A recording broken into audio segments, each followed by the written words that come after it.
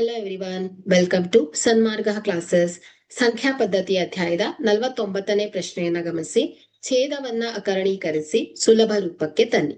So 1/7 + 3√2. So ಛೇದವನ್ನ ಅಕರಣೀಕರಿಸಬೇಕು ಅಂದ್ರೆ 7 + 3√ ರ ಅಕರಣೀಕಾರಕವಾದಂತಹ 7 - 3√ ರಿಂದ ಅಂಶ ಮತ್ತು ಛೇದಗಳನ್ನ ಗುಣಿಸ್ಬೇಕಾಗತ್ತೆ.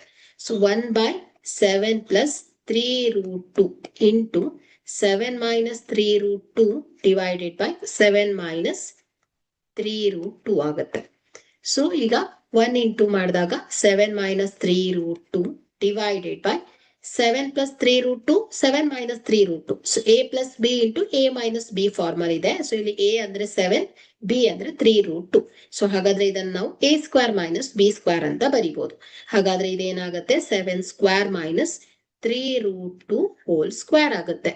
ಸೊ ಇಲ್ಲಿ 7 - 3√2 divided by 7² 49 minus 3² 9 √2 whole square ಏನಾಗುತ್ತೆ 2 ಆಗುತ್ತೆ. ಅಂದ್ರೆ 9 2 18 ಆಗುತ್ತೆ. Is equal to 7 - 3√2 divided by 49 - 18 31 ಬರುತ್ತೆ. Okay, thank you.